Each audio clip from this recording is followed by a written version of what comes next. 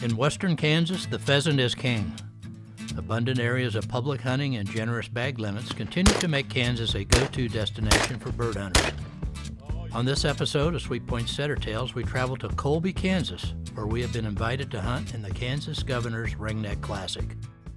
I'm Wade Kisner, and I grew up hunting upland birds. Nothing's better than chasing a couple English setters called Sweet Lou and Adeline. Lou is a master hunter, and Adeline is quickly learning the trade.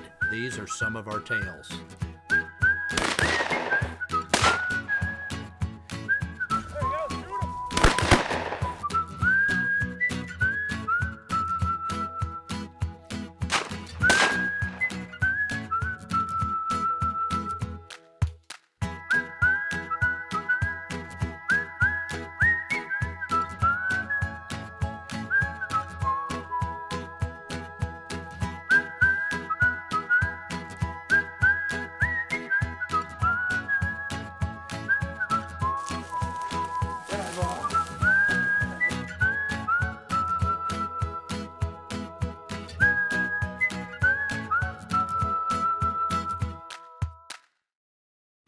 Once a year on the wide open prairie of western Kansas, hunters and conservationists gather in the small town of Colby, Kansas to celebrate the ringneck pheasant.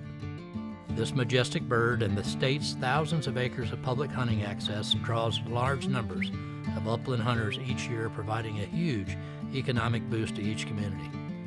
In 2011, Kansas Governor Sam Brownback recognized the economic potential that pheasant hunting brings to many rural communities and initiated the annual Governor's Ringneck Classic to bring national awareness to the state's pheasant hunting opportunities while promoting tourism. Since its inception, the Classic has raised not only awareness, but thousands of dollars for conservation and youth scholarships. I met Jim Millensifer, the director of the Classic, at Pheasant Fest in Sioux Falls, South Dakota in February of 2018. At that time, I was appearing with Adeline at the Kinetic Dog Food booth. Jim was familiar with our video series and invited us to attend the Kansas Governor's Ringneck Classic. Dave Dourson, the co-owner of Kinetic Dog Food, also accepted an invitation to attend as a sponsor and would be assigned to hunt with us while we filmed an episode of Setter Tales. We were proud to have been invited to participate in one of the most prestigious pheasant hunts in the country. On November 15, 2018, Travis, Will, Eric, and I hit the road to make the 10-hour drive to Colby, Kansas, the site of the Ringneck Classic. On Friday morning, we checked out some of the WIHA public hunting just west of Colby to give the setters a chance to stretch their legs and maybe score a couple Kansas roosters. Kansas has over 1 million acres of privately owned land enrolled in its WIHA walk-in hunting area program. Our time was limited, and although we hunted some very fine cover, our efforts failed to produce any birds.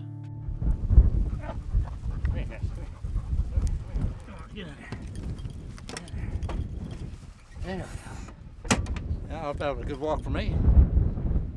There's one place over there where the dogs kind of seemed like they had a scent of a bird, but didn't produce anything. I don't know.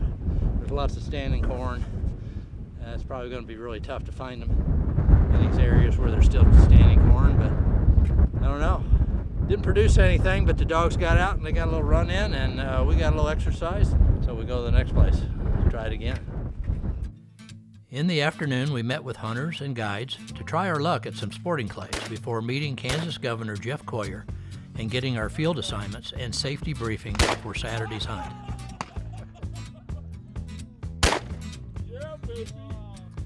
During the safety briefing, we received our hunting team assignments. Tomorrow, we will travel to Oakley, Kansas, and be joined in the field by Chris Tymeson, Kansas Department of Wildlife, Kelly Myers, U.S. Fish and Game, Dave Dourson, Kinetic Dog Food, and Adjutant General Lee Tafanelli, Kansas National Guard. Before heading back for Friday night's entertainment, we met Governor Jeff Coyer for a team photograph. Hi everybody, we're here in Colby, Kansas tonight, and we're having a great time at the Kansas Governor's Ringneck Classic. I have Dave Dourson with Kinetic Dog Food with us, and we're here to talk with Jim Millensifer, who is the executive director of this event. And Jim, kind of tell us a little bit about the mission of the event. I think the people that are watching would like to know a little more about what we're trying to accomplish by this event.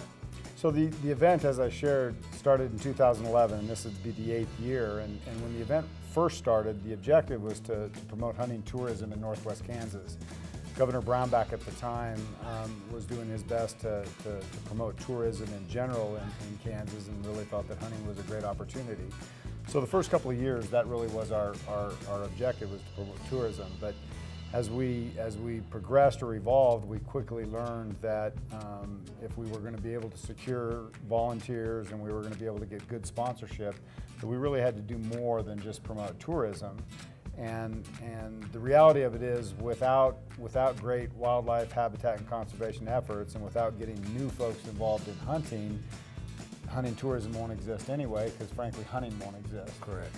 So our vision and our mission today is to do everything we can to promote wildlife and habitat conservation efforts, to get new folks involved in the shooting sports. So we've got a new generation of hunters. And if we can accomplish that, and we can ensure that there's great wildlife in northwest Kansas like we have today for the years to come, then we know that hunting tourism will thrive. So really they all go hand in hand. Western Kansas weather can be fickle, especially during pheasant season. A warm 60-degree Friday turned into a cold Saturday with 40-45 mile-per-hour gusts. Today may be a challenge not only for the hunters, but the camera crew keeping batteries charged and cameras from freezing. Saturday morning, we headed to Oakley, Kansas to hunt the Gary and Raylene Keller farm. Gary and Raylene have been long-time active members of the Ringneck Classic Committee. Arriving in Oakley, we couldn't resist a stop at the Buffalo Bill Cody Cultural Center and a team photo with the bronze statue of Buffalo Bill riding his horse Brigham. Voted the 8th art wonder of Kansas, the statue commemorates the beginning of the Buffalo Bill legend that began during the spring of 1868 just west of Oakley, Kansas. We didn't have far to go for our first try at a classic rooster. Gary owns property next to the cultural center that included a piece of large sorghum that seemed impenetrable and a safe haven for wise roosters. Yeah, it's a nice warm breeze.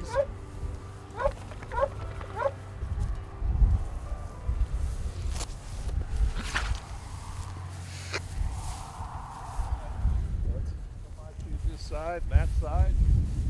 Unless you want to go through the middle. I think that middle looks like it's got your name all over it, Travis. Travis, being the youngest in the group, drew short straw to push through the middle of the sorghum cane. His job, push birds out of hiding to the rest of us. This is why you don't want to be the youngest guy in the group.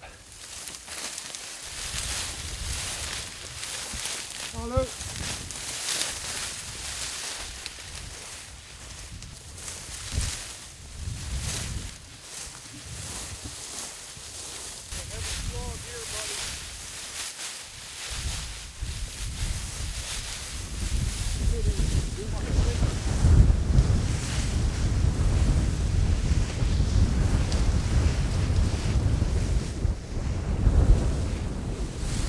Volunteer flap.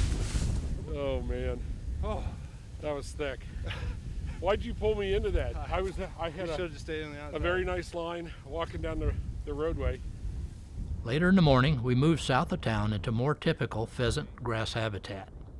The wide open fields gave no refuge from the brutal winds. The setters, Lee's German Shorthairs, and Chris's lab Oakley worked well together, and they seemed to be just a step behind running birds. Well, we're pushing this draw. It's a mile long. You can see how vast it is out here, and we're just barely scratching the surface. But it's going to be a long walk, but this is really a great looking cover. And as cold as it is, gosh, I gotta think these birds are sitting tight. But haven't seen any yet. But they may all come out the end when we get up there. But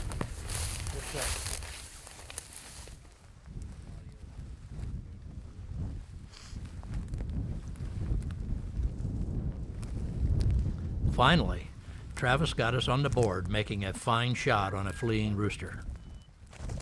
Rooster! Down bird, down bird! You've been trailing that thing for a while. It's been running. Yeah. Come on, come on, Luke. Here, Luke, here, Luke. Here, Luke. Good boy. Good boy. Here, here. Good boy. Nice long tail.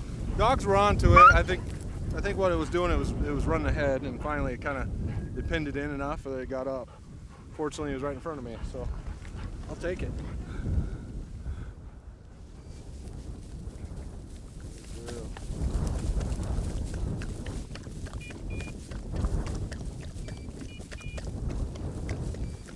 Good.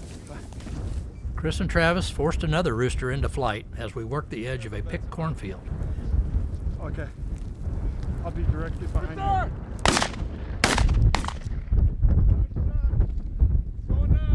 It got hit. And Travis's second shot found its mark, dumping the rooster about 75 yards behind us. The guys got the dogs on the spot the rooster went down, and after some searching, Oakley located a beautiful wild Kansas rooster that he delivered to hand. Come on. Awesome. Good boy. Good boy. Good boy. That's a good looking one. Yeah. Hi, bird. Drop. Good. There you go, man. I think you got a piece of him. Yeah, I think he's all you. All right. We'll have more. Let's go. We got enough of him, I think. That's a nice rooster. The second shot kind of. That's a beautiful rooster. So I saw one of the German short hairs went on point up ahead of us about 50 yards, and so called Travis up. We all kind of came up. He was on the right and I was on the left. Kept holding my lab back, which is not conducive to having a pointing dog in labs, but he did a good job. And then that bird flushed. We shot right between us, and we got a few shots off and went down. Yeah, it did. Perfect. That was fun. That's the way it's supposed to be. Great job. Good boy. Chris was right. There would be more birds, and a short time later, he followed up with back-to-back roosters. What's that?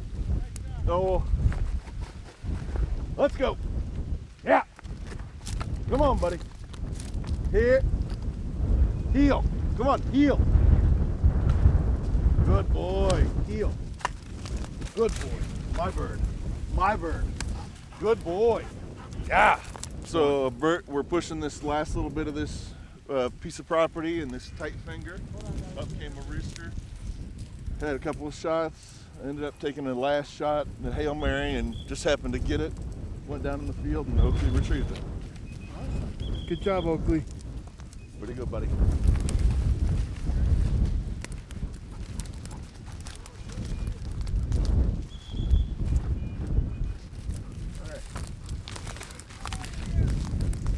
Good boy.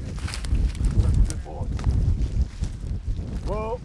Hey, don't get too far ahead, bud.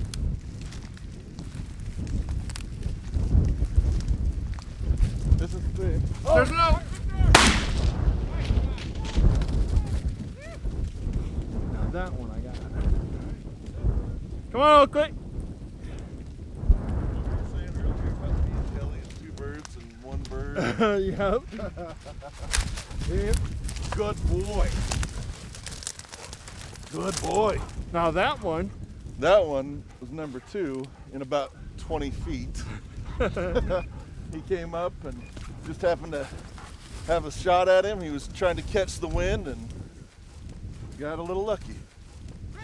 As the wind continued to punish us, the group decided to push a final draw about a half-mile long. I went to block, and during the push, Lee bagged a couple nice roosters, while Dave scored on a trophy rooster that had the long tail of the day. Touch him here, hon. Good girl. Come here, Abe. Bring him here. Touch him here. Good girl. Here, touch him down. All right, good girl. No. We're not going to do that. Good girl. Go get the other one. 2 shots in about 20 seconds. That is, you know what? That's the, I think the only 2 shots today that matter. So, but no, we knew that working this down, we're going to get towards the end, and eventually we're going to get some birds up. So that's certainly what happened. Got great dog work, and in the end, we got the birds down. So that's what matters. That's the tail. Oh, that might be. That might be Oh it. yeah, bring it to him. Bring it to him. He knows spying tonight. Dave, that's yours. There you go, Dave.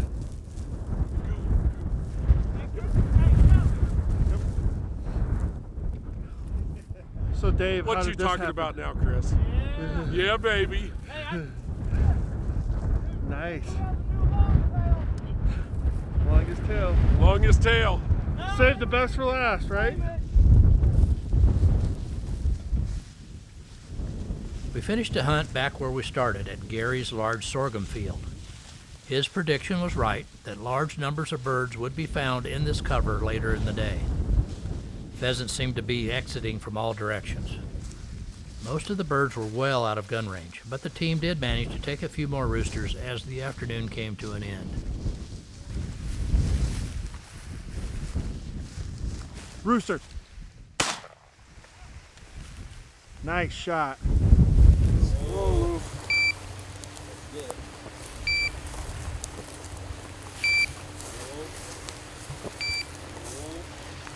Kind of looking into the tree line almost.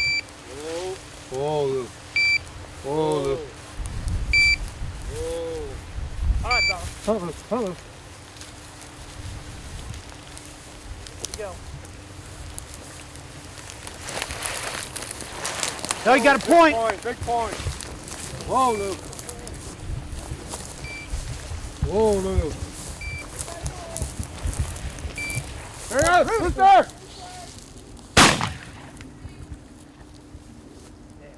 I think that hit feathers, man. I thought I saw feathers. It was time to head back to Colby to get the dogs fed, warm up, and go to the classic dinner and auction. It's been a fun 3 days in western Kansas. Jim Millensifer and his Ringneck Classic committee put on a first-class event, and we were proud to have had an opportunity to support this important cause. I hope that you share some of the stories about your experiences, especially those of you that have never been here before. Kate Baxter. Kate, stand up, Kate. Kate came in yesterday. Her father, Todd, works with Charter Communications out of Austin. He's got 10 or 12 or 15 states that he takes care of. Charter is also a sponsor, and Todd could have brought 4 hunters in, but he just brought his daughter to hunt instead. And so we appreciate your support. From Austin, Texas, Kate, you've been shooting for what, 3 months? Just 3 months. Took a couple lessons. She killed her first pheasant today. So everybody give her a round of applause. And I know the other youth, I got the word today that everybody, Mike, you said everybody was able to bag a bird. So some really good experiences. And I hope, again, as you're communicating and talking amongst yourselves, I hope you take a minute to introduce yourself to other folks and share some of your stories. Because really, this is what it's all about. So the takeaways from this weekend are that Kansas has a lot to offer any wing shooter willing to go off the beaten path and find massive areas of near-perfect habitat. Generous bag limits, 1 million acres of public hunting, and multiple species of upland birds make Kansas a bird hunting destination that should be on everyone's bucket list. As we celebrate the ringneck pheasant, keep in mind that the future of these wonderful birds rests on all of us. Establishing and maintaining habitat is the key to protecting this treasured resource for future generations. As long as organizations like the Kansas Governor's Ringneck Classic exist, I have no doubt that the pheasant will continue to flourish for years to come. For more information on how you can support conservation and youth hunting programs in Kansas, visit kansasringneckclassic.com. Sweet Point Setter Tales is brought to you with support from our sponsors.